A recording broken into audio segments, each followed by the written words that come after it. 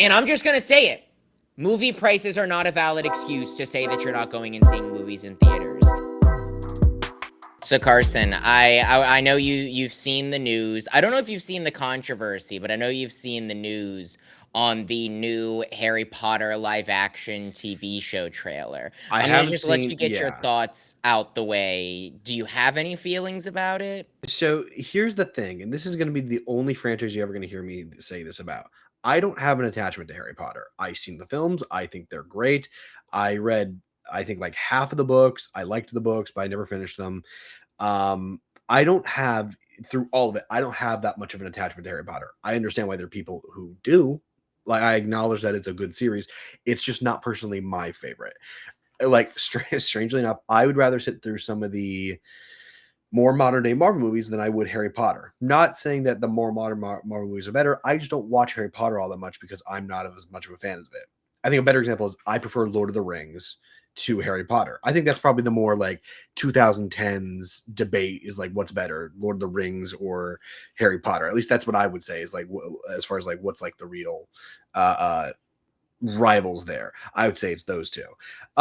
So when this trailer dropped, I mean obviously don't reskin Harry Potter. I don't care how long it's been. It's still not enough time. You need to wait more time. Those movies still are barely a decade old for the last one. I mean, they're still perfectly watchable. I don't think you need this series. I said that from when they announced it. That being said, I saw the trailer. It looks okay. Um, Again, this is not exactly the most exciting project for me to look forward to, you know. Um, but I'm certainly not, I guess, upset by it by any means. But it doesn't do anything for me. What are these controversies that you're talking Well, about? so I'll get into my history with Harry Potter first, and then we can talk about the controversies beyond just J.K. Rowling, which is we're not going to get into that controversy. I would assume you've heard of that over the years. Right. But when it comes to my history with Harry Potter, I love Harry Potter. I grew up in a Harry Potter family. I've read the books and listened to the audiobooks at least 7 or 8 times. My sister reads them every single year. She's probably on her 15th read of them, like all the way through, like each individual book in succession, all the way through. I've watched the movies each probably only 2 to 3 times. I love the movies. I think they're really well done, but I don't have a as much of a connection to the movies as I do the books. I just like the world of Harry Potter. I've seen the Fantastic Beasts movies. Like I am ingrained in the Harry Potter fandom. And I fully agree with you on the stance of we did not need this show. The one main selling point that they have for the show is that especially as you get into the later movies slash later books, there was Sure. a lot of cut content, like a lot of cut content that did not make it into the movies. In the first one to two, there are things that are left out, but it's not like a, oh my God, I can't believe we missed out on this type of thing. In the later ones, and that's why, like, the last book was split into two movies. And even then, there were still some things that were left out. Not as much, but like that's the type of treatment that was needed for most of those later movies in order to actually encapsulate everything that happens. And so that's the big selling point of this show is that we're getting everything from the books. Like it's they're not missing a beat on the books.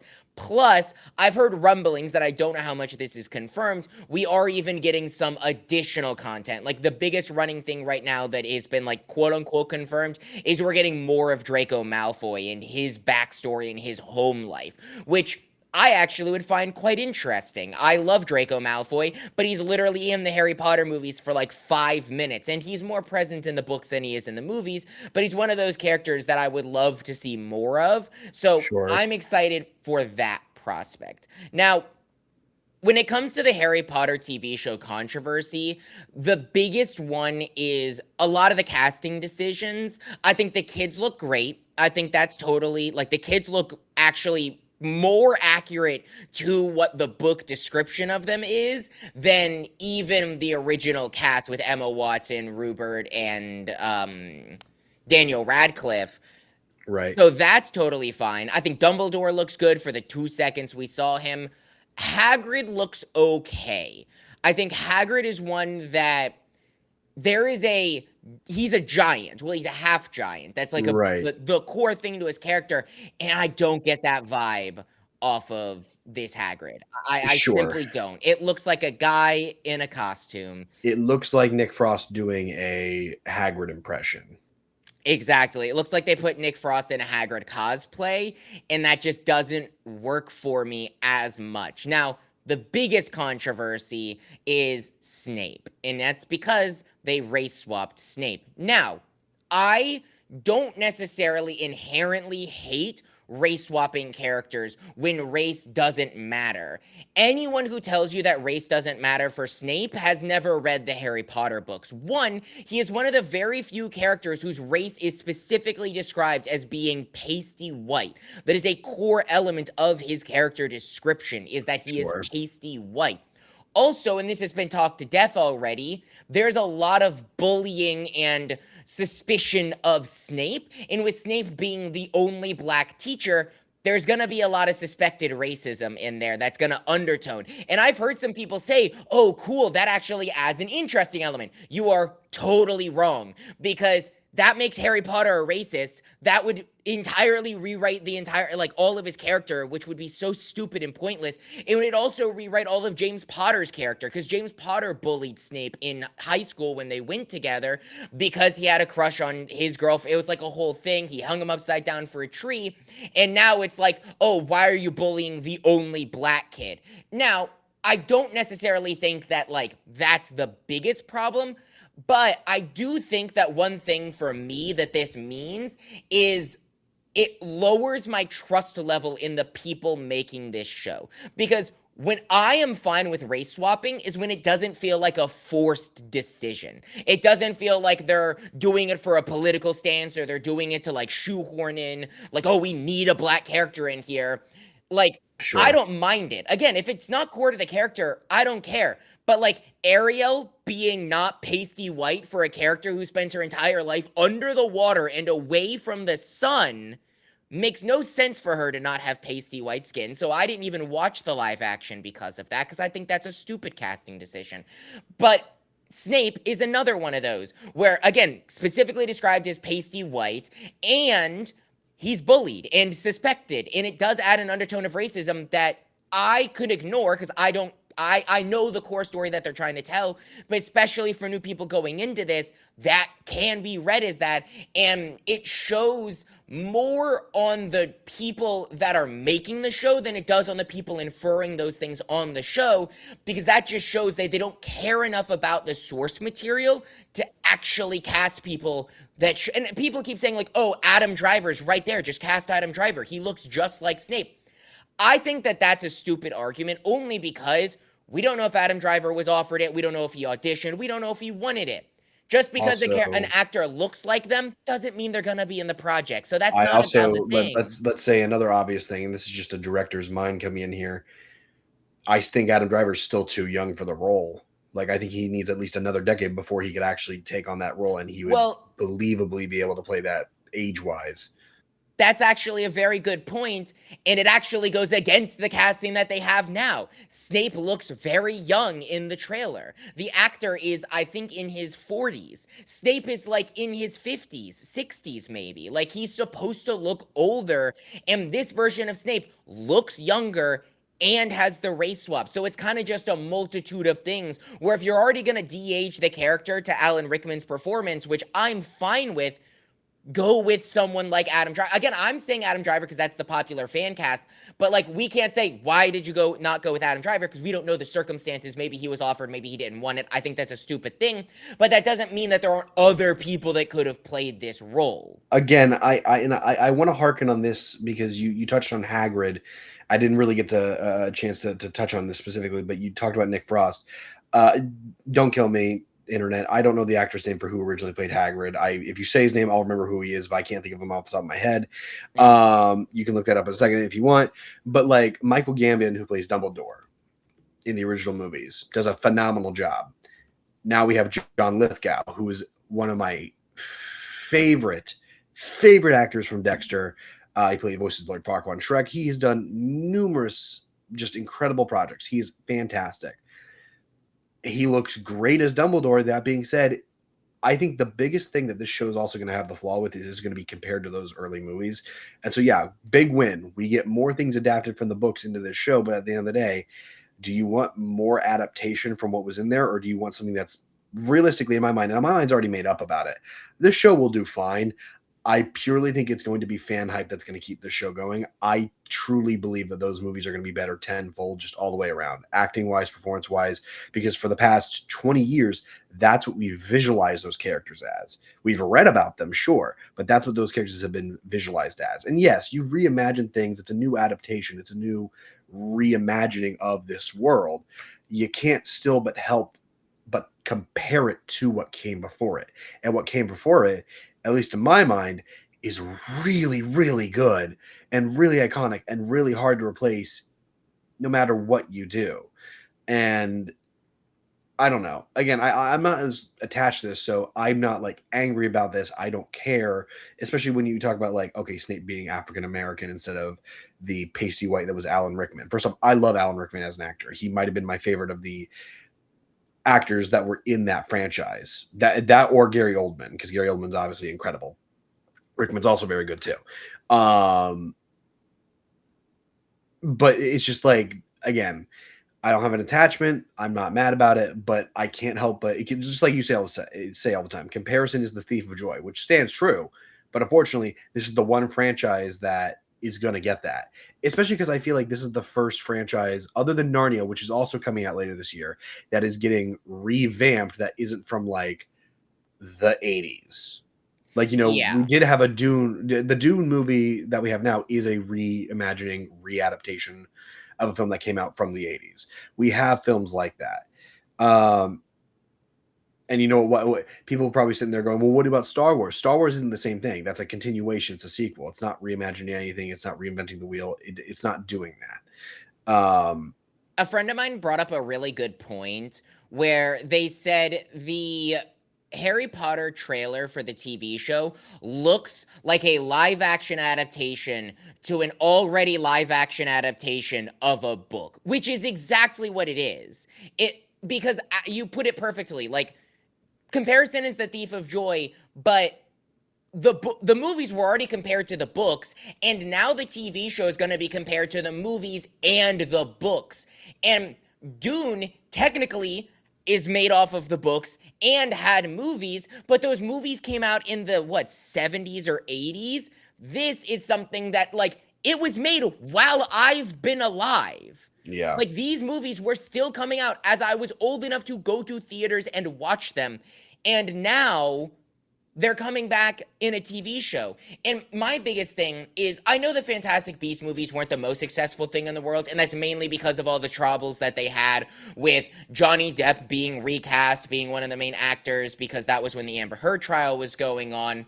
But I would still rather things like the Fantastic Beasts stories and other stories within the Harry Potter universe, even if they're not based off of books, just new things in Harry Potter that haven't been explored. There are other schools in the Harry Potter universe that we can go to and explore across the entire world. There's an American wizarding school, there's an African wizarding school. Go tell stories there, even if they're not based off of the books.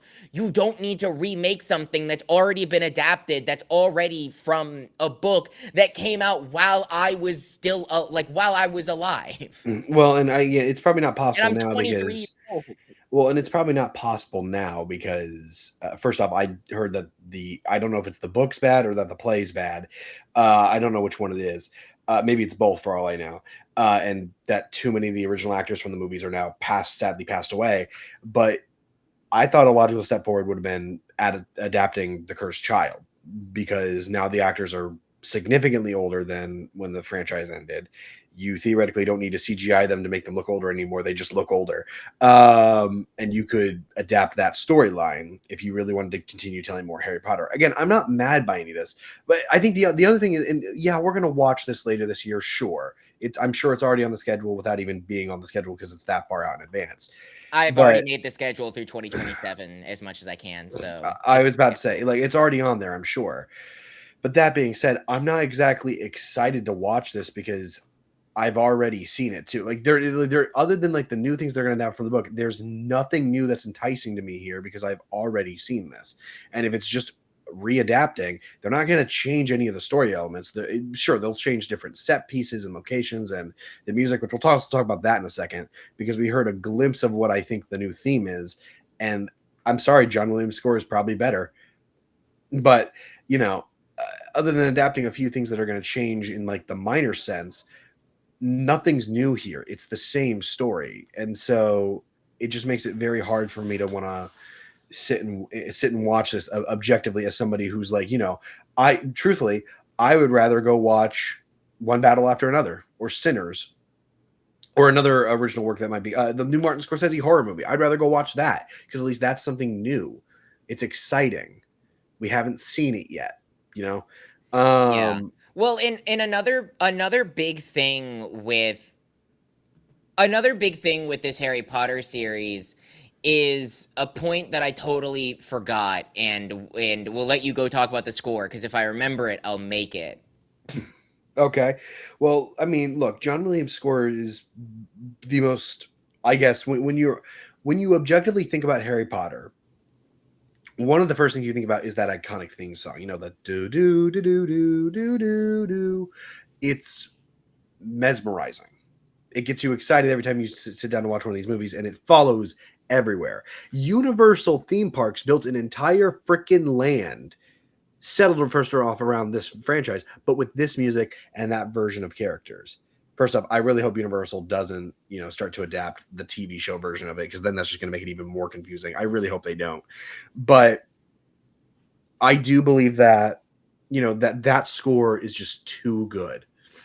Everything about in the like, I still listen to some of those score songs, like the Death of Sirius from Order of the Phoenix. Gorgeous score. It's gorgeous. I do not see them topping it with the score. Who's even the composer for this? Let me actually look that up. That's a great question. I have no idea. But I fully agree with you on the score front because everything of that original Harry Potter movies is iconic and the score is absolutely one of them. And if you're trying to reinvent the wheel essentially with the score, I'm sorry, you can't beat John Williams. You can't beat or be John Williams. I stand completely corrected. Is it John Williams? Nope. Who is John Williams? Who is the one person that could potentially rival John Williams? Is it seriously Hans Zimmer? It's Hans Zimmer. I did not know that. Really? They got Hans Zimmer? Never would have guessed that. I never would have. Okay, faith restored. It's Hans Zimmer and yeah, Hans Zimmer. If you're gonna replace John Williams with anyone, Hans Zimmer is not a bad choice. And honestly, it's surprising, but I'm just gonna trust in the fact that the music in the trailer may not have been completely his that he composed. I'm gonna trust in that fact because again, the trailer didn't sell me on anything music wise at all. I'm gonna trust in the fact that it didn't. Never mind. I'm gonna live on podcast. I was wrong. I apologize. You have Hans Zimmer. You got a chance. I will still say, and this is just a thing, even with it being Hans Zimmer, I think it is going to be very difficult to separate the score of those original movies and just feel like Hans Zimmer is doing a rendition of what John Williams already did. That's the difficult part is if you're going to have anyone do that, great, it's Hans Zimmer, but also John Williams is still alive and making music, so you could have also just got John Williams back. But I guess the whole thing, and this is probably their logic, is if we just hired John Williams back, then we're just going to have the same score, and they want to make this stand out a little more. So I'm expecting the themes to change. I would assume the main to stay the same, and we did get that in the trailer, but like you said, the actual character scores and things like that are probably going to see significant changes, and people are going to have problems with that. And I don't want to say rightfully so or wrongfully so. Obviously, this is made for a new generation as much as it's made for the old generation, but also the new generation could just go enjoy the movies. And that's just to end this whole conversation off, that's the biggest undertone problem with this entire project is the movies aren't that old. They really aren't. The Sure. young kids can still go watch them. I think those movies actually hold up better than a lot of movies, even from the same age that they came out. Yeah, maybe the CGI isn't the best of all time, but also, like, watch other movies in today, like in 2026, and CGI doesn't hold up sometimes in movies. So, like, and working off of a TV show budget and not a movie budget, I don't know. Oh, actually, I just remembered, and I stand corrected. I remembered my point, and I do want to say this. The biggest fear with the Harry Potter series is they have 8 books to adapt. Uh, They're going to do one season per book. The kids age one season or oh one yeah. year per. Are they going to be able to keep up with that? The movies struggled with that, and they were able to pump them out at a good, consistent rate, and it wasn't really noticeable if the characters were a little older than they should have been. I And about to these say you. actors and actresses are actually younger than I feel like Daniel and them were I when think they they got did, but they cast. probably did that on purpose. However, that being said, because I also heard they're following the same track history that House of the Dragon is going to, which is it's every 2 years you're going to release a season. It's not like they might film in between, like season film. Like they're not gonna do it every year consistently filming. The only thing that I could see one of two things happening. One, they backlog similar to Avatar a lot of stuff, which they could do. I wouldn't put it against them if they did do that. Like they said they're filming for the second book and they're also filming things for the third book that they'll just release at a later time. I could see them doing that. I mean, I guess another option is I don't know. I was about to try to get another Well, option. my There's thing not is really. is That's the best option. Like you don't have anything really. in my opinion, this show has to release yearly in order to not get canceled. The reason why is because if they even wait 2 years in between, like release a season, wait a year, release a season. So, like for instance, the season comes out in 2026, we're getting the next season in 2028. That's 14 years. Yeah. 14 years. Carson, I'll be in my late 30s by the time this show ends if they release every 2 years. I'll be in my Yeah. late 30s. Yeah.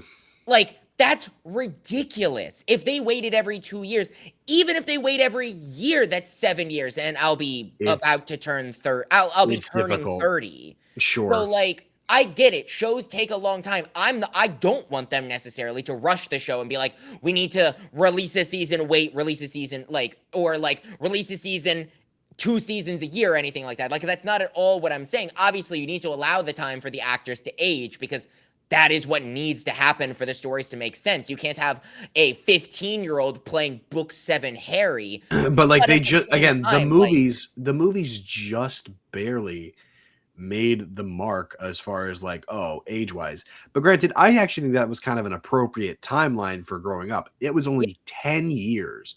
The first movie was in 2001.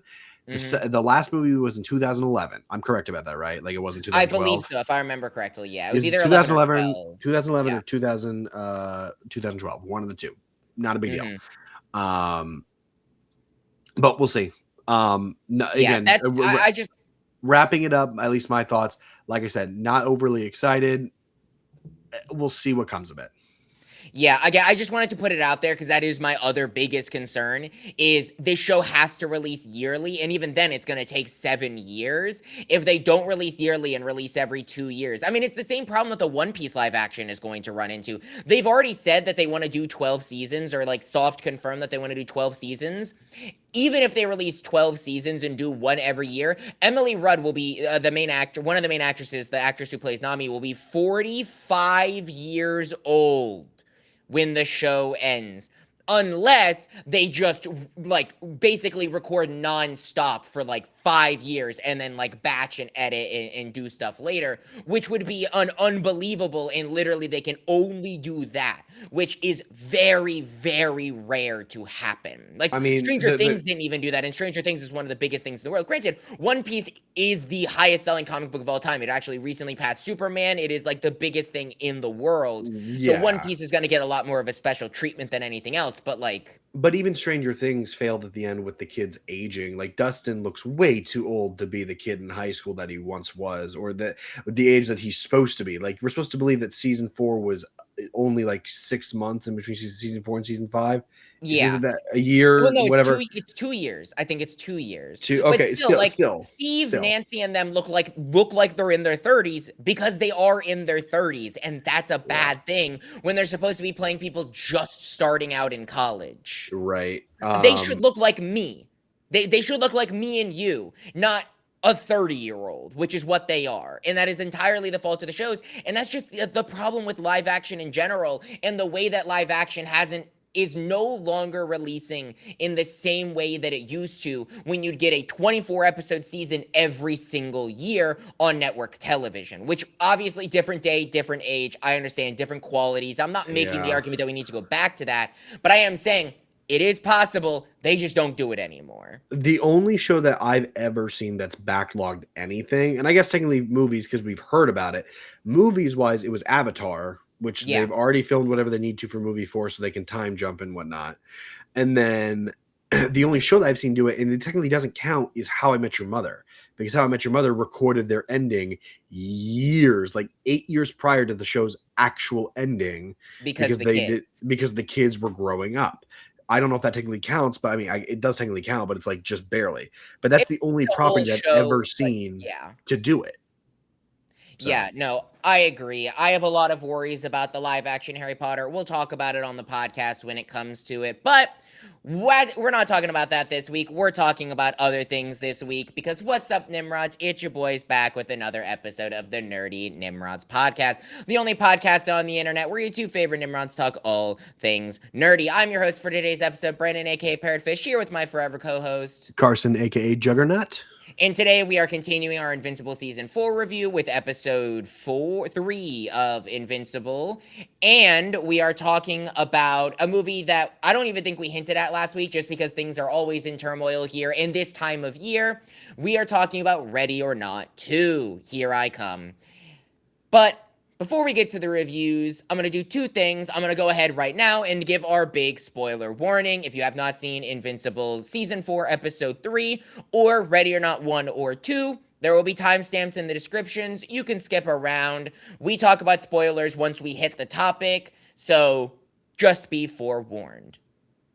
You have been warned. Carson, how you doing? Oh, tired. It's been a long day. When had a good time. Went to church, went to lunch with a friend, came back, took a nap, realized that you were texting me while we were taking a nap. That's why we're also recording later at night. Yeah, and we're then recording this 7 hours after it was supposed to be published. We're very bad about releasing on time, Carson. it's But mostly me. Yes. yeah, we'll get better. It's mainly the fact that, and I think we've talked about this before. It's mainly the fact that we don't live in different time zones, but we do live 4 states apart. And so that's why we're remote. However, I will be moving back to around where Carson's at.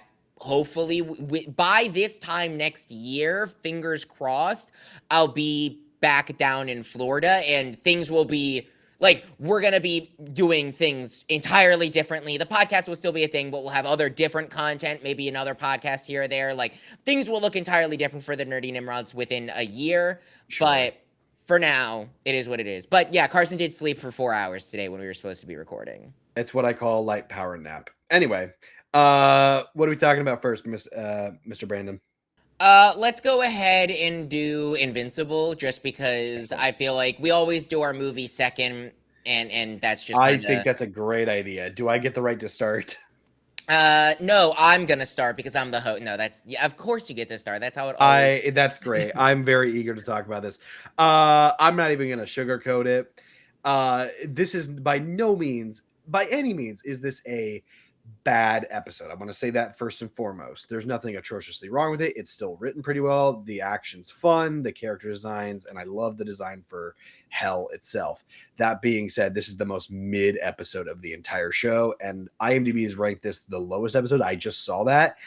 I don't disagree with that. This is about as filler goes. You get a little bit of things with Eve, and you get a little bit of things with Omni-Man at the very, very end of this episode. Beyond that, I cared for pretty much nothing that happened in this episode. And that's really unfortunate because Bruce Campbell, the man himself, is in this series playing the titular role of Satan.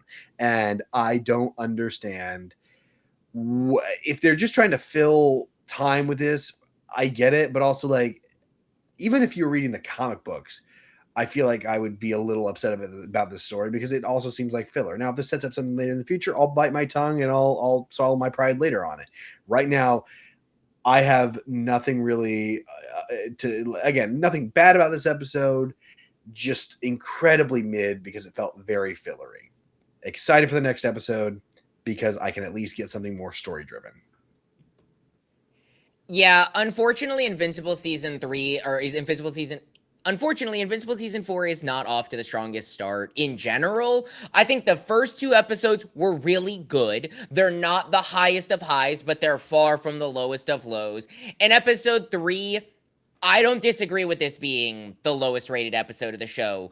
It is the lowest of a very high bar, I will say that. Invincible is one of the best animated shows that isn't an anime that I've seen, but when you have something that just doesn't reach those highs, it is very, very noticeable. And I think the biggest problem that I have with it is they just feel like they didn't even care about this episode. I mean, when Mark goes to fight Severus, they cut away and they don't show you anything, and it's a gag for like 2 whole minutes of Damien Dark going up into the air, crossing his arms, and then falling down as we listen to Mark fight Severus.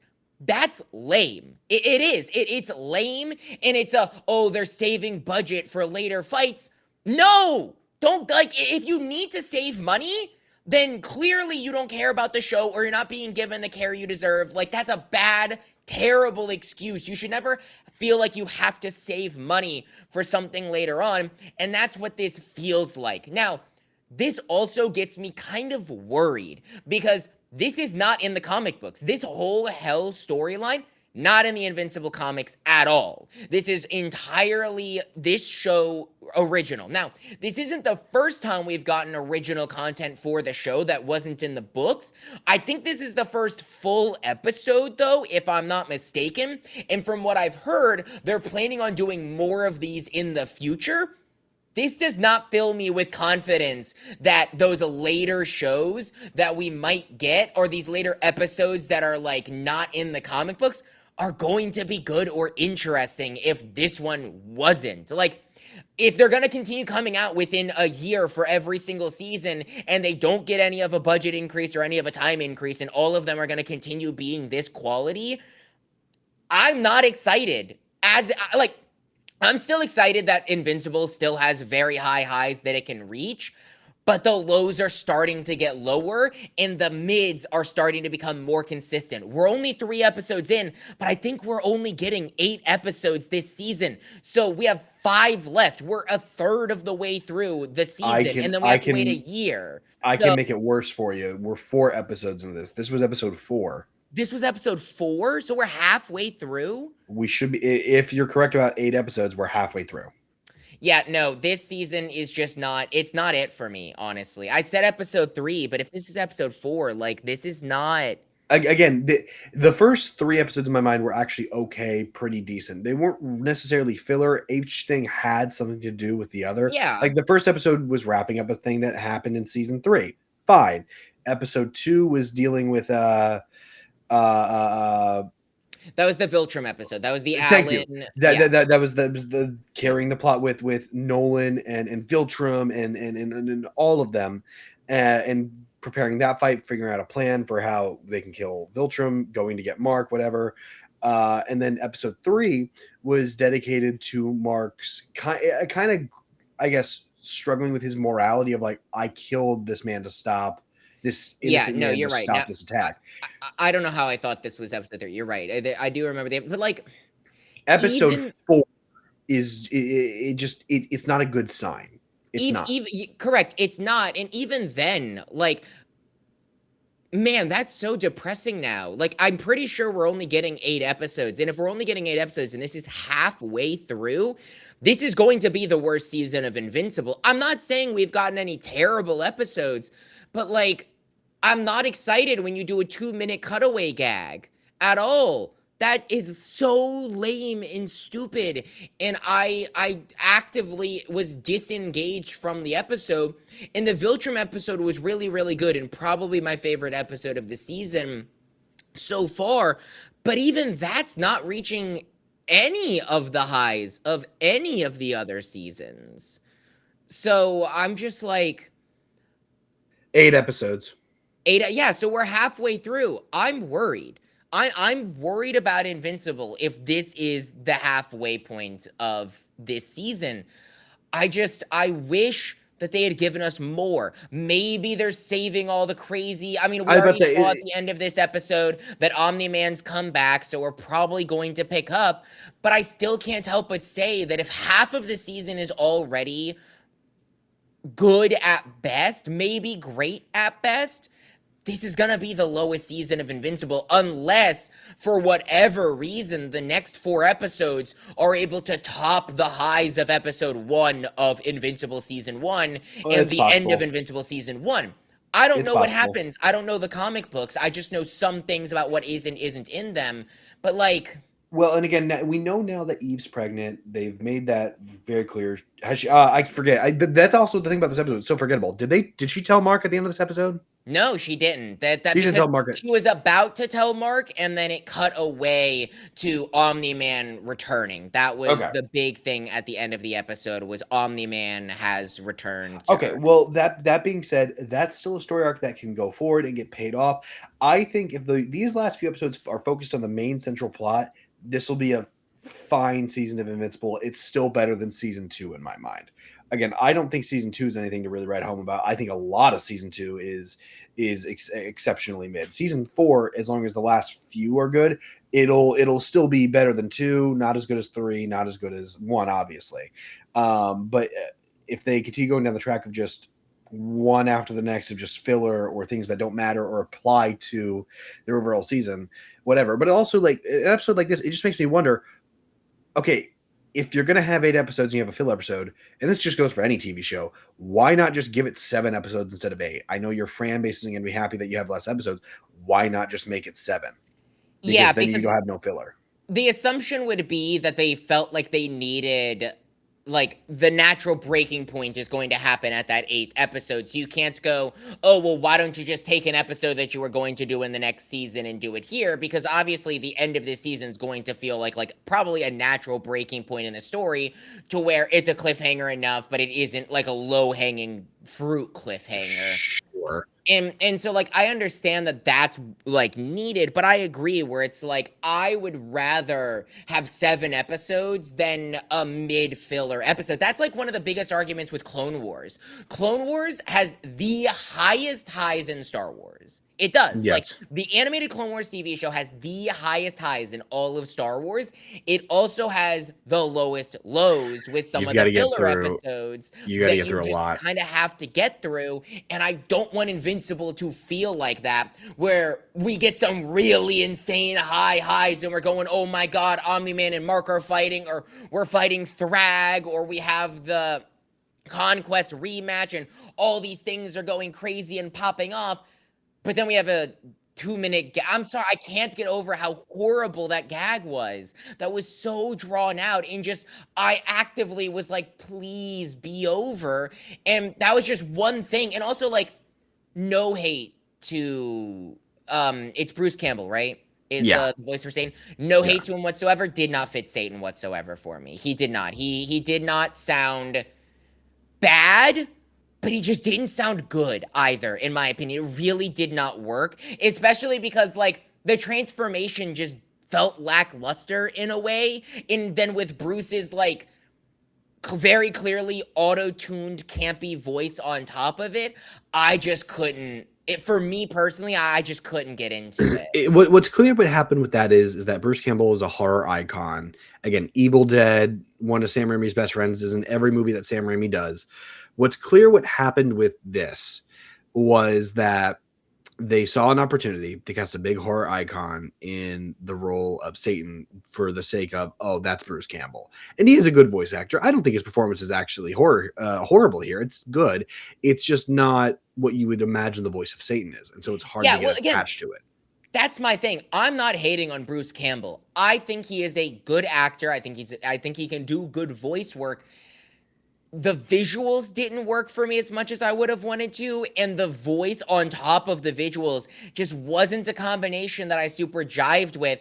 And when you add all of the elements that were just lower lows for me, I enjoy, like, I didn't feel like I wasted my time with the episode, but I didn't walk away from this episode going, I'm so excited for the rest of the Invincible season. I went, ooh, okay, you've had some good, and then you gave me this, and I just can't.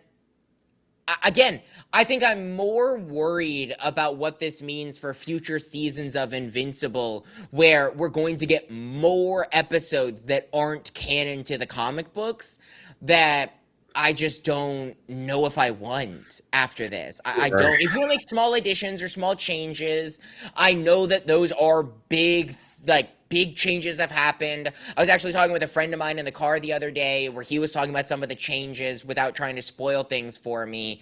And I understand that, and some of those changes probably really work, but a whole new storyline just doesn't feel Yeah. necessary. Well, and okay, I guess let me touch on this because I'll be honest, and this is just the truth. Because of how mid this episode is, I'm struggling to find things to talk about. I guess the villain design looked cool. You mean Um, Magma? I guess Magma's design looked cool. I mean, she hot in more than ways than one. I Like, love like I love Magma's Clancy a Brown. baddie, but that doesn't really do much. I would say I love Clancy Brown as Damien. I think he has a great voice for that. I think it works. Yeah, Um, I mean, we've already seen him before. Damien Darkblood's been in the story before, yeah, and I think yeah. I think he's a very interesting addition. I think a detective from hell is a very, very cool and interesting concept that I think they're going to continue to play with, obviously, as he acts as a spy for Satan on the surface.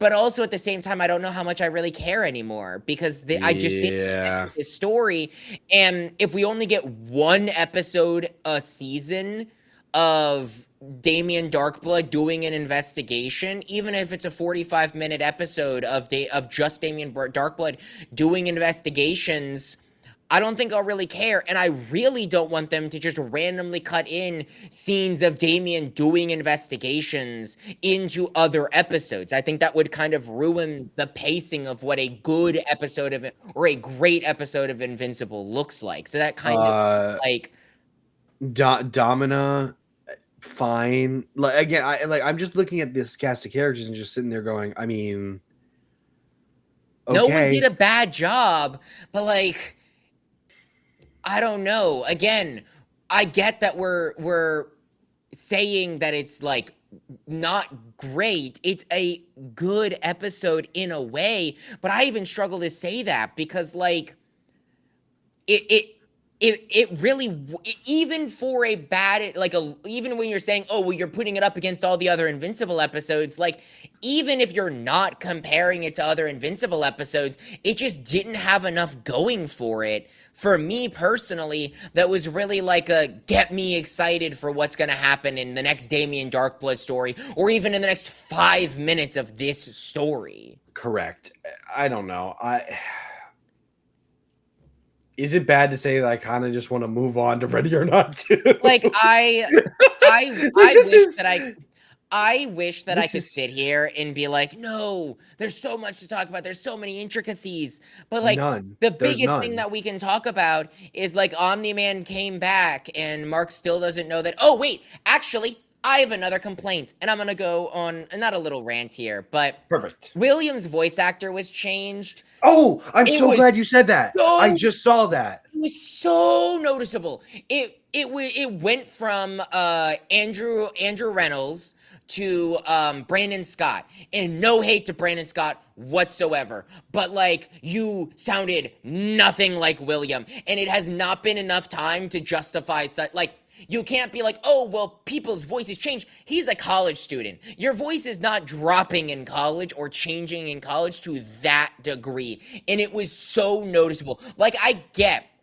that William is queer, and that's fine. And you can hear that in his voice with the original voice actor. But the degree into which he leans into the flamboyancy was like, I noticed it immediately. I was like, that is not the same voice actor. They did something to William. And I was like, why? Like, why did Well, you change him? I know Anthony Randall's voice very, very well because he's a big Broadway actor. Mm-hmm. Um, like he is a massive Broadway actor. Book of Mormon. He did a show just very recently on Broadway that was literally him playing himself and singing a bunch of songs with Josh Gad to the audience. It was a lot of fun. I never saw it, but it was apparently a lot of fun. Like he's a Broadway level actor with a higher registered voice. What do you mean? Like there had to have been some sort of reason that he didn't come back to this, whether he just didn't want to or whether there were scheduling conflicts. There had to have been a reason because there's no reason why they just would have let him go at Yeah. all. There's no reason. Like William was a really present character in the other seasons, and it's very clear that he's kind of become like he'll make 1 to 2 cameos a season. Like even I don't think last season he was in it all that much, if I remember correctly. I think he was here and there, He was in but one episode, I believe. yeah, and so I get that he's not a main character, but like he was a beloved character and it was very noticeable. And I'm not saying it didn't sound good. It just doesn't sound like William, so it's hard to really say like, "Oh, he still did a good job." Because like if he was the voice for William from the beginning, I wouldn't be sitting here talking about it. And it would probably be like, "Yeah, that's just what William sounds like." Well, But that's yeah, not what William sounds but like. like, It's and just here's the thing: not. it's the same thing with like Rick and Morty. I know you didn't watch Rick and Morty in the later seasons. Did you even try? Did you start Rick and Morty at one I point, got to season 3 or 4, I think, at and you just most. didn't like it, or you just didn't continue it because it was just I just okay? didn't continue it. I didn't care as much about it. It had good episodes, but it also had episodes that I wasn't as connected to, Oh, so funny enough, I'm actually rewatching it now as I'm falling asleep, just because it's an easy show to fall asleep to with some humor, and you could just fall asleep to the noise, whatever. But the actor who plays Rick and Morty, obviously, originally was fired. They brought in a whole new voice actor, and at first, you can tell immediately it's not a new actor, you don't like it, but over time, you start to just adjust to it, and it's okay. And on rewatch, you do the same thing. You go through the same motion of like, it's not the same voice actor, so you have to adjust to it, and this and that. It's clearly different. That being said, William's a little different because unlike what he was in previous seasons, he's not, like you said, he's not in the show as much anymore. So anytime he comes back, you're always going to remember that's not the same voice actor. That doesn't sound like it. It's not like it's over time you're going to get more adjusted to it. You're not, because he's not on screen enough for you to just get very close and attached and natural to that new sound as the character. It's just how it is. And it was the same thing with Rick and Morty. It's the same thing here. yeah, no, it's just like I don't know. Wrapping up the conversation with Invincible just because I feel like we don't have that much to talk about, which is a problem for a show that I feel like we should have a lot to talk about. Yes. I'm still excited for the rest of the episodes of Invincible. If this next half of the season is like balls to the walls, insano style, like things are going crazy, whether it's from a story perspective or an action perspective or what have you, I will be sat and I will eat it all up. But, well, I don't think, other than this most recent episode, episode 4, are bad episodes, even the really strong episodes of this season have just not been what I would hope the highs of Invincible would be. And I'm curious to see if they can bring me back in.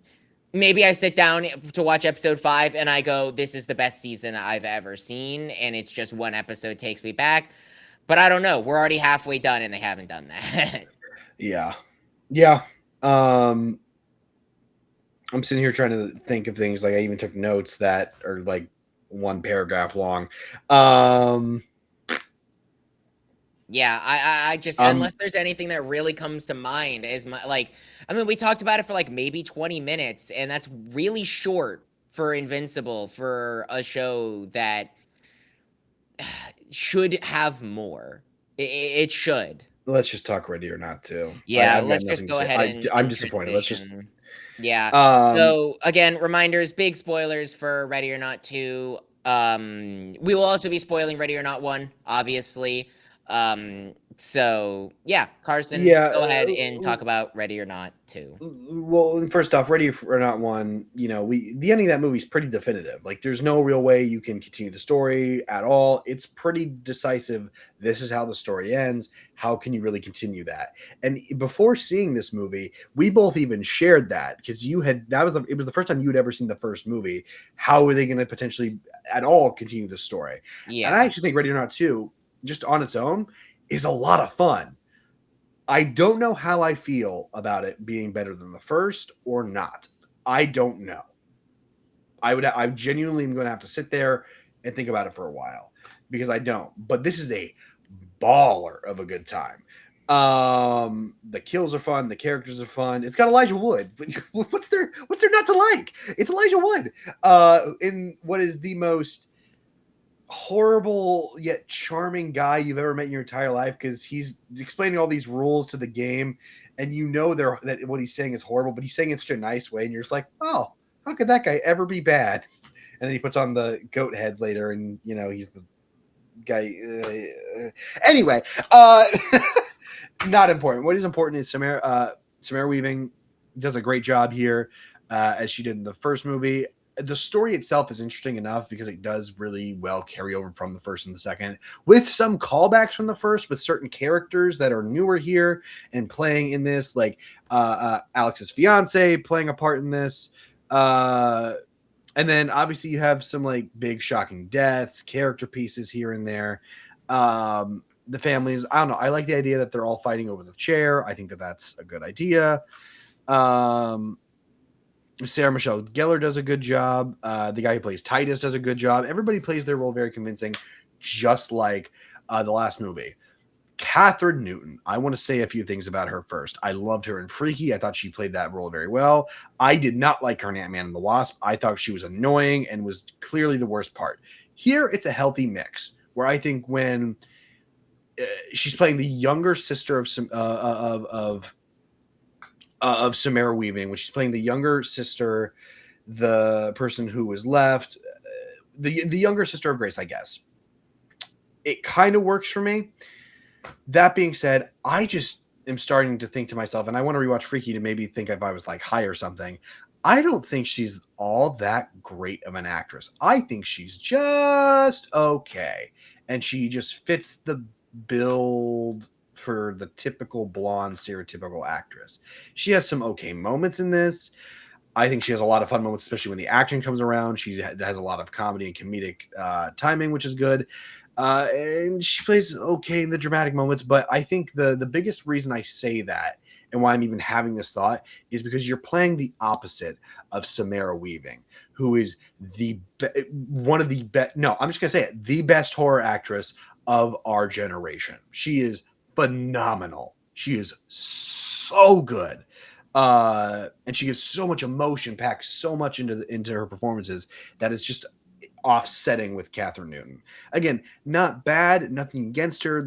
It's just not doing anything for me, and I think she's a little awkward and at various times lacking something that I just don't know what to put my finger on. We'll get more into the back and forth, but those are just kind of my quick thoughts. Overall, fun time, really great continuation. Don't make a third one. Please. Don't make a third one. Go ahead. Fair enough. Before I get into my thoughts on this, I really hope they don't make a third one. Agree with you on that. But Ready or Not 2 is so much better than it has any right being. Like this movie should not be good. It is a sequel to a horror movie that everyone was saying doesn't need a sequel, and yet I walked out of this movie going, damn, I might prefer this to the first one. It made me laugh more than the first one. It had some really creative kills. The story was really engaging. And for a story that felt like it had a definitive ending, to pick up literally the second the first movie ends and go straight in nonstop into this story, it feels like a natural progression into a second movie. It doesn't feel like they're shoehorning or forcing any other plots because yes, we dealt with the family in the first movie, but there was hints that there was a wider family out there, and obviously there's a Satanist cult that's running the rest of the world that maybe we should deal with. So the fact that we're dealing with that in this movie, I think I was really impressed. Elijah Wood is my favorite character. I don't think he gives a standout, oh my god, it's the best actor in the performance. That actually goes to Sean Hadosi, who plays Titus. I think he Eh, is actually the standout performance for me. He gave an incredible performance in this movie. I mean, Samara Weaving also gives a phenomenal performance because it's Samara Weaving, and I think she gave an Oscar-worthy performance in the first movie. But like, he's just like he's Elijah Wood, and the second I saw him on screen, and the type of like nerdy lawyer character that he plays that's also in the cult as well, but kind of not, and he gives the wink to Samara Weaving's character at the end when she's leaving and has destroyed the cult, like that just really worked for me. But like as a whole package, this movie it's just so fun. Like go watch this movie if you want to have a good time, and this is coming from a guy that really doesn't like slasher movies. I don't love over the top violence and blowing people up and all of that. But this was a really, really funny movie that felt more like an action comedy than it did a horror slasher. And that just so expertly executed. Where I'm not saying this is like my favorite movie of the year, but it's absolutely one of the most fun movies I've seen all year that I would absolutely just rewatch for a good laugh and a fun time. So go see Ready or Not 2. I know that sounds like weird, especially since most horror sequels aren't good, but they did it. They did it. They made a good horror sequel, and it is Ready or Not 2. Look, and again, touching on horror sequels, like there are good horror sequels. This is completely different because I actually don't. The first one is definitely more horror. I don't really treat this movie as much of a horror as much as it's more That's so an totally fair. Yeah. action film. The first one you could probably treat, you could definitely say is horror. Let me know, definitely say it's definitely horror. Yeah. It's got the action moments in the first one too, but this one is actually the best comparison. It's like Alien and Aliens, whereas Alien is very much a straightforward horror film with jump scares and xenomorphs and not even seeing the creature most of the time. The second one is a lot more xenomorphs, but a lot more action and is treated that way. Like it's even listed, like Aliens is not listed as a horror, it's listed as a sci-fi epic action adventure film versus the first Yeah. one, which is a straight up horror. And here it's kind of the same thing where it's pushing the plot forward, but the thing I actually like about this film also, I didn't really say this, and we can talk about this first. I like how obviously because you know that the family's obviously off. You know that the family's probably going to be off in the first movie because you see the trailers and whatnot. But you know for a fact that this family's off and that there's something wrong from the get go because you know what happened at the end of the first movie, and so you're already thrust in this world, and you kind of get to see the backside of it more so than what you saw in the first one. Really, if you see anything Yeah, in the the first one. the first movie doesn't even mention Satan until the very end of the movie as they're trying to sacrifice it's Grace, right? Like they're trying to Yes. sacrifice Grace, and they finally say it, "Hail Satan," as they're bringing the dagger down. This movie is just a Satanist cult. Like they say Hail Satan every 5 minutes in this movie and leans very heavily into those fantastical elements to where I would agree. I wouldn't call this as much a horror movie. It's a Satanist action movie. And the like horror elements come in a little bit through that. But I wasn't scared at any point in the movie. And that's not the fault of the movie. I never thought our main character was going to die.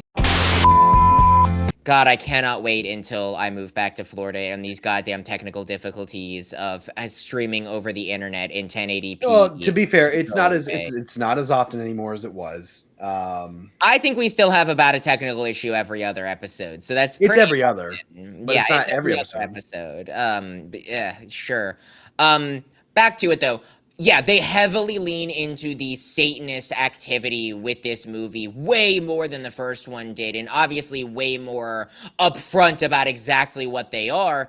And I think they showcase that really well. Like, one of the best things that they did was like showcase the power that this family has. It is a little cheesy, but when the old guy who the siblings kill, like Titus and his sister kill at the start of the movie, he makes a single phone call in 2 seconds after he picks up the phone and says, "Call the ceasefire." It's on the news that they've called a ceasefire. Like, that scene is just to show how powerful this family is, because we only have heard that they're rich, but now we're seeing that they run the world.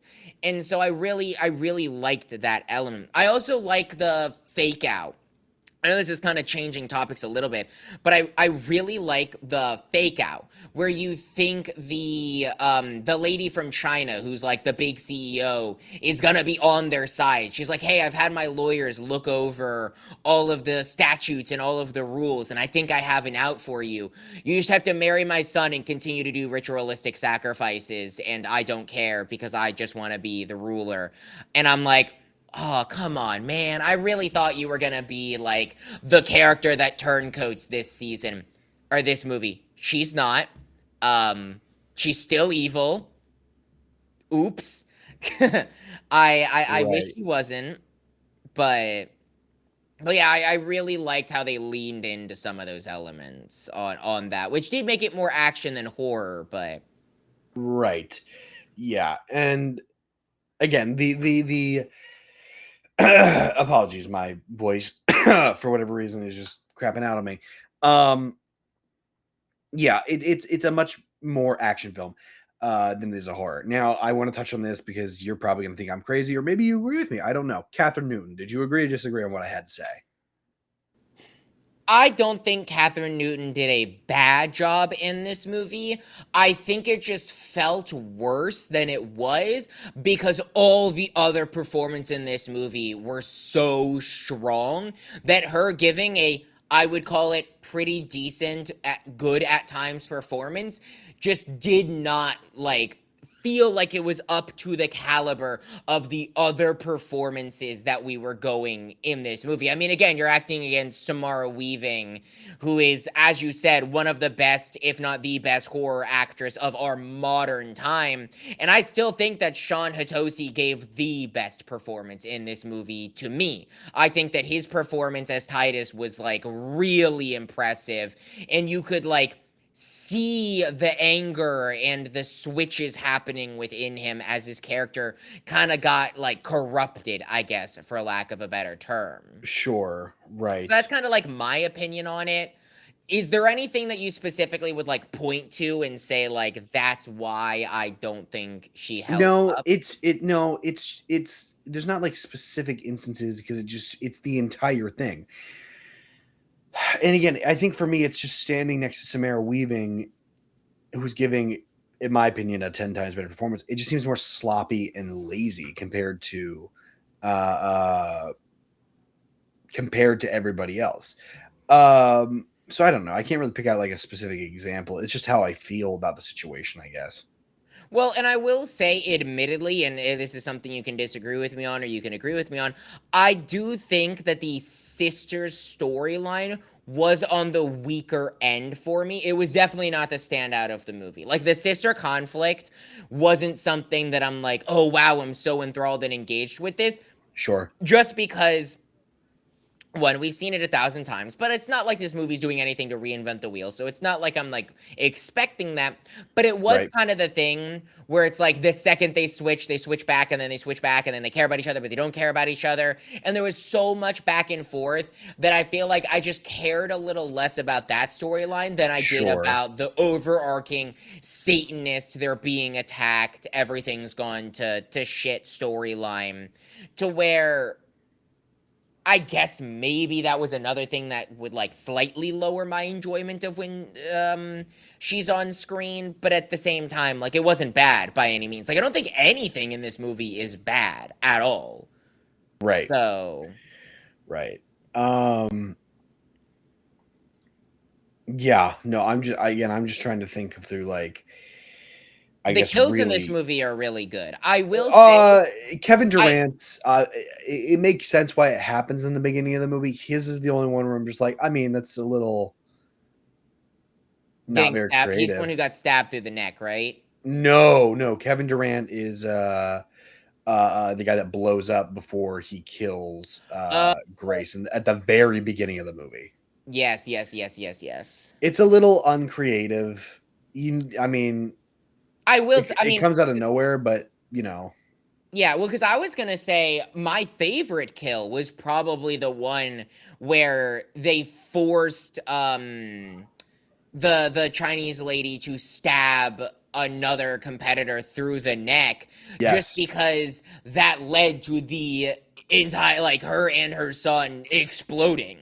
Yes. and like kind of showcasing the gravity of those rules. And it also is a very big hint to how this movie wraps up later on, which I was like thoroughly impressed by the ending of this movie, where like they can't make a third one. If they did, I don't want to watch it, just because like yes, at the end of the second movie you can say, oh, I don't know how they can wrap this up, and I think they impressed Sure. me, but like they blew up the entire the Satanist cult is no more, and that's the literal core It's of this gone. movie. Like, what are we gonna do? Go after Elijah Wood? Like, Elijah Wood was clearly Yes. happy that the cult was destroyed. So like, what are we gonna do with that? Go after Elijah Wood, because that would be very entertaining. Just throw Elijah Wood in more things. Like, again, like Elijah Wood was my favorite character, and I do think, admittedly, a lot of that has to do with just Elijah Wood is just such a likable person. But at the same time, the quirkiness of the lawyer who has his moments of being like deathly serious and like, do not mess with the rules, do not mess with me, this is the way that it is, and the Right. moments of like, oh, I'm quirky. I'm a little like, I'm gonna smirk at this moment. Or like his little like, again, I just love his smirk at the end of the movie after they destroy the Satanist cult. That was like one of my favorite moments of the movie. It's very, very funny. And again, his character, he's truly my favorite just because it's Elijah Wood. And I think he gives a very charismatic performance in this. Again, when he's going through the rules, he has a big smile. He's like just happy. He's like, yep, that's the rules. Yep. All right. Well, like, Yeah, kill the sister. It's just yep. like, okay, well, He's very matter of fact about it. I mean, he's very lawyer. But I also love the moments where like when the sun explodes and he goes and tries to find a little hidey hole and he tucks his head behind the pedestal and then like peeks back out, and then like, but it is also really really funny because he didn't explode at the end of the movie, which means he right, never made a pact with Satan. He is right. simply just a lawyer. He's just there as a lawyer. He's Yeah. thrown into this purely because of whatever reason, which we don't know. I But mean, he's just yes, there for money. Like, he's just there for either yes, money or fear. And I do think that I actually lean a little on the fear side of things more than the money. Because, like, yes, yes, he is pretty ruthless. I understand that. You already mentioned, he says, kill the sister heartlessly. And he is going along with all of this. But at the same time, we literally saw a guy call a ceasefire for a war on a cell phone call with 2 words: call the ceasefire, 3 words. And so, or approve the yes. ceasefire. So it's like, yeah, I'd be terrified as well, and I would probably go along with things that maybe I wouldn't want to go along with if I was that caring about my self-preservation. So I Right, think that like his smirk at the end of the movie kind of tells you like, finally I'm free, I'm happy someone finally destroyed this family. right. Yes. Um, yeah. I mean, he does a good job here. Again, when you talked about the kills, uh, I mean, the most creative one is the one that gets thrown. It's a washing machine, right? It's like a really heavy washing Yes, machine. Yeah, yes, that was brutal. that the aftermath of that was brutal. But that was actually insane. Like I wasn't it expecting was that. It was also the only quote unquote jump scare of the entire movie I when they guess, open yeah, up the wash. Like, I didn't jump. I typically jump out of my seat at any like drop of a hat, but I yeah, didn't jump at this one just because I was like, I know he's still alive. I know they're gonna do a jump scare and then he's going to die. I will say that is one of the moments that I will admit that I was like, man, this is a little bit of a horror movie trope where it's like, why did you think the guy, it did work and it shouldn't have, but like, why did you think a guy's cell phone who you just washed in a washing machine was right, going to work? And then right, it does work. And I was like, okay, this is a little plot convenient because I understand that modern phones are way more waterproof and maybe he had a strong case on it, but like, this water was hot enough to melt him to death. And then the cell phone still works? Okay. I do like that they recognize the voice immediately because I was like, man, they sound so ridiculous and stupid. There's no way they think this is a 911 dispatcher. And then she's like, did you really think we were stupid enough to not think that we knew who it yes, was? yes, indeed, they did indeed. Um, Yeah, no, it's just really funny. Um, Again, I mean, like, that was a good kill. Though, okay, look, Titus is at the end is brutal, but also like, did come on, we all saw that coming. There was no way that they Yeah. were just gonna let Samara Weaving marry the guy, get dragged Technically into the she did. cult. Te- Technically she did get married. Technically, she Um did. Now her husband's dead. I will say I wasn't like blown away by the ending on like, oh my god, this is a subversion of ever expectation.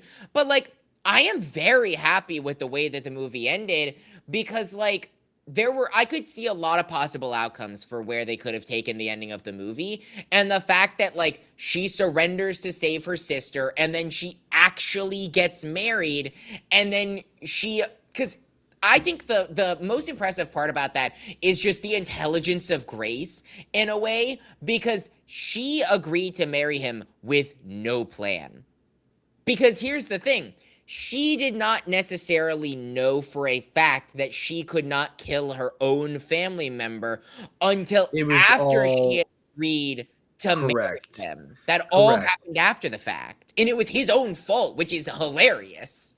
Well, it was all I don't know. I guess you could say it was all basically a hunch.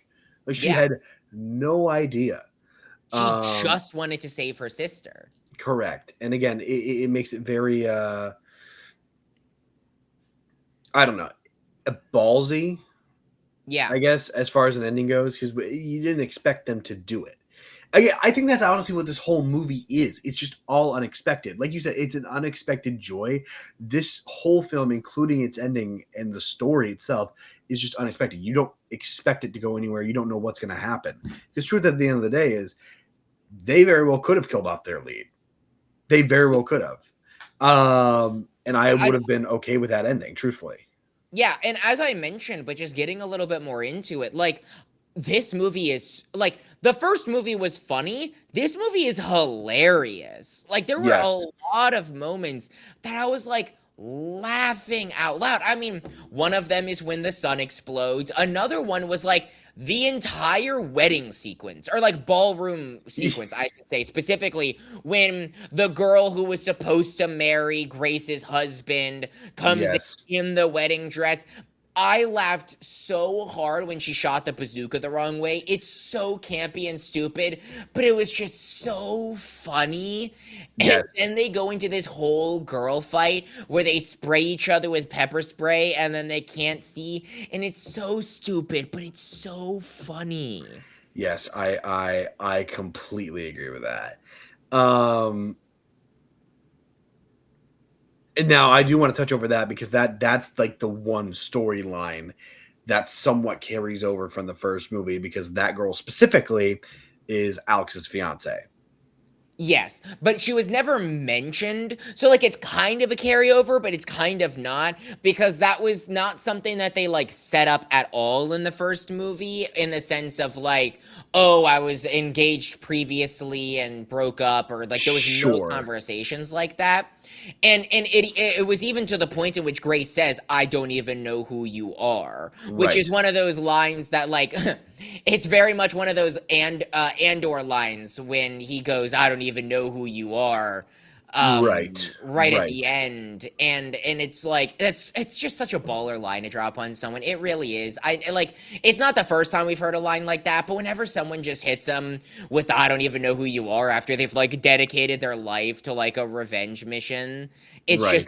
it's just such a like easy way to suck the wind out of their sails. And Yeah, no. clearly this girl's incompetent. I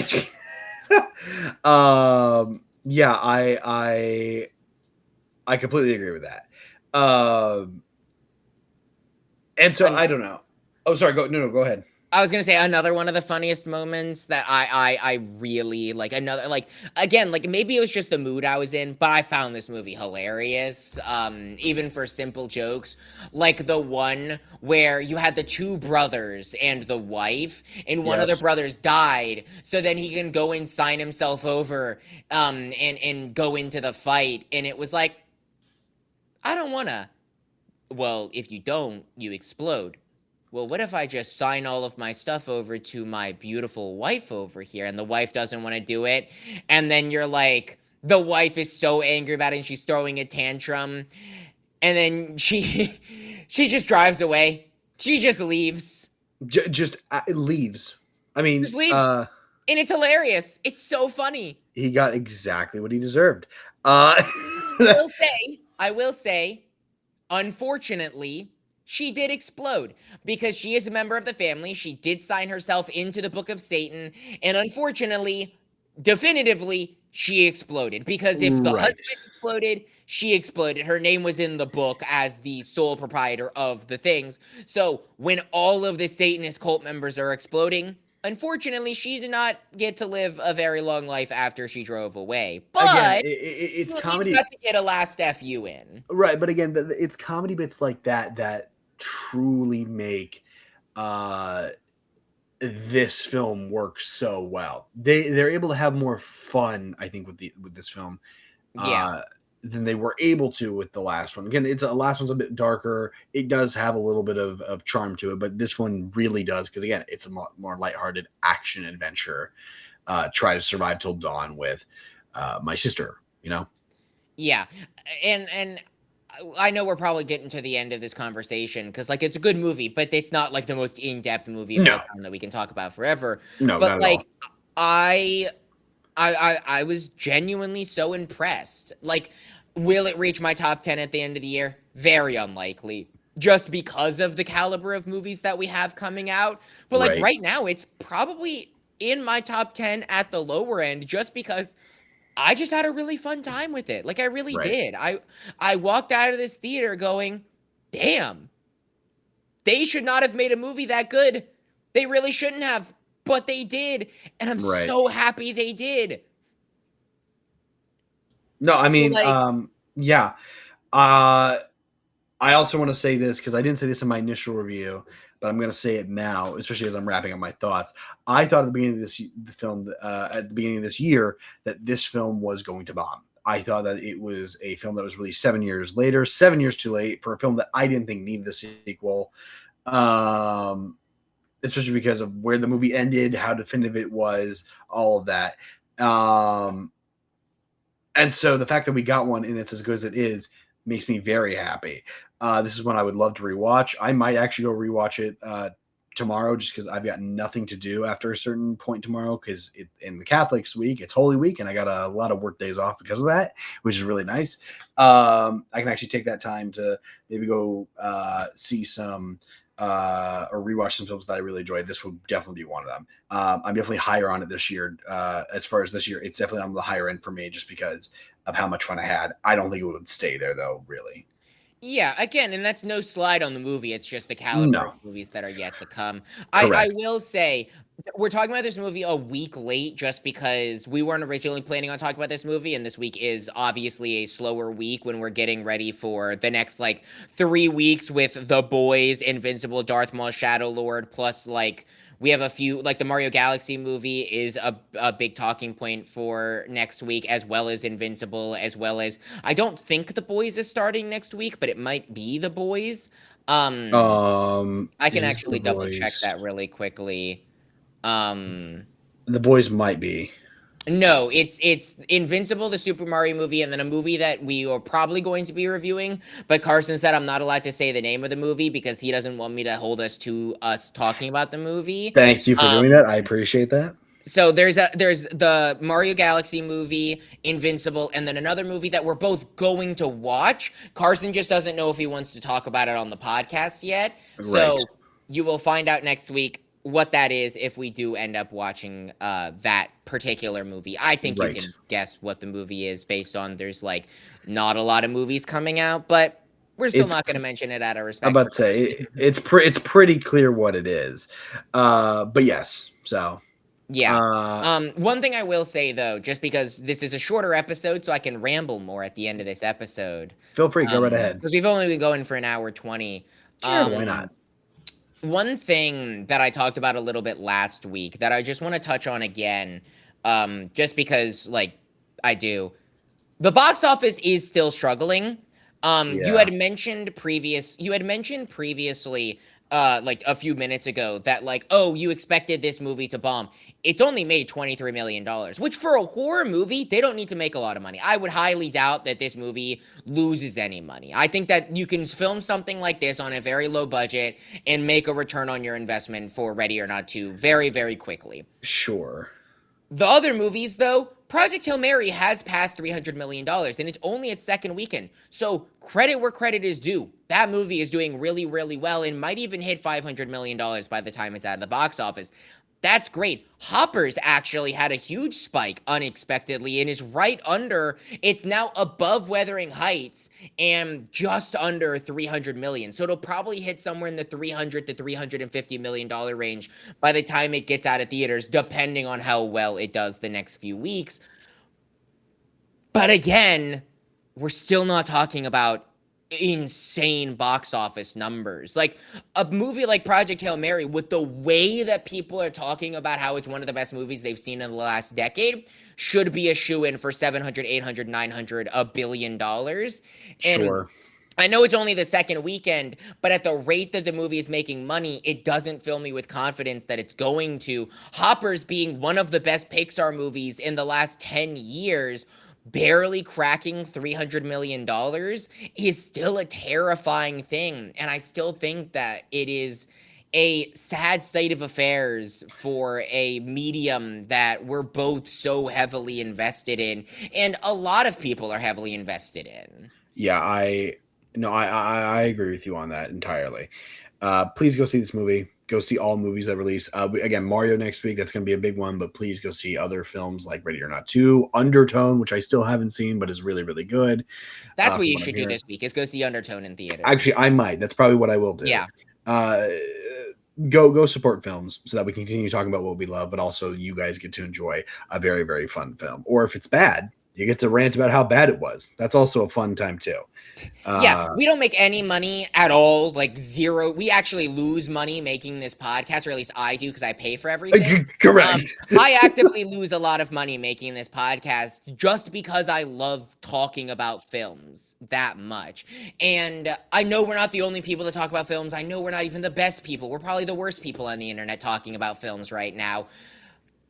But the reason we do this, and the reason I continue pushing every week, whether we're late or not, to make an episode, is because I want to be a voice to 1, 2, 3, 50 people Yes. to promote movies and media in general, because like media has saved my life more times than I can count, whether it's lessons I've learned or things to look forward to. And it's just such a beautiful thing that we're losing. We Yes. are. We're losing it in the era of streaming and in the era of AI and all of these things that are taking away the heart of mediums that have really meant a lot to both myself and Carson. Like, Carson's actually, funny enough, Carson's a bigger film buff than I am. I'm a film buff, but Carson's a bigger film buff than I am. He has seen more movies than I have pretty handedly. Yeah.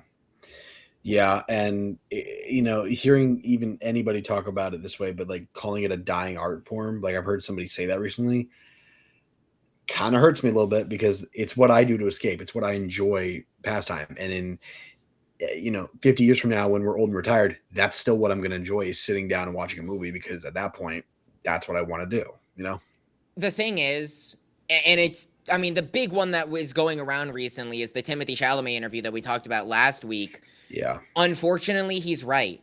And I think that's why it hurts the most. Timothée Chalamet's comments hurt the most because they're true. That's the way that it is. Theater is dying, ballet is dying, opera is dying, movies are dying. It is a pretty handedly provable fact. And it's sad. And it really, really hurts. And I really, really hope that there can be a change. And I'm just going to say it. Movie prices are not a valid excuse to say that you're not going and seeing movies in theaters. AMC A-List is $24 a month in all states, but I think 3. And you can see 4 movies a week. You literally just have to go see a single IMAX movie, and it pays off your entire AMC A-List for a month. If you see an IMAX movie and one other movie, you have already made your money back plus more. Regal has the same thing where it's unlimited movies in standard format as long as you're paying for it, and it's roughly the same price. It's about $24 to $26 depending on what state you live in. Movie prices are not an excuse to go not see movies. It isn't. And Right. anyone who brings up that argument to me, I don't like it. And it's not like I don't want to get a subscription service because I don't go see that many movies. But it's, again, you see 2 movies and you pay it off. 2 movies. And I guarantee you, if you go see 2 movies a week, or even 2 movies a month, because that's all you need to see, not even 2 movies a week, 2 movies a month, it will change your life. You will see movies that will change your life that you would have never thought. The Long Walk, a movie I never thought I would enjoy as much and is now in my top 10 favorite movies of all time. I never would have seen it if I didn't have AMC A-List or this podcast. Right. Movie prices are not an excuse to go see movies. It is your fault that you're not going to see movies. I'm sorry, it is. Yeah, no, I agree with you wholeheartedly. Again, Yeah, next week, Mario Galaxy movie, Invincible, and mystery movie. Hoping to not be late. One thing with this podcast, and again, I'm just rambling a little bit because we have some extra time behind the scenes on this. Me and Carson are both full-grown adults with jobs and lives and things like that. We do this podcast for fun. We both want to take this seriously. We do. It's not like we don't take this seriously, but it is, we live apart. We have lives. We already actually have started plans for the next few years. Like, we expect to be doing this podcast for a long time. And we would love to do this podcast full time one day if we could. We've mentioned that many times before. We just know that we don't have, because we live apart and because of our schedules right now and where we're at in life, we cannot put as much effort to do that right now.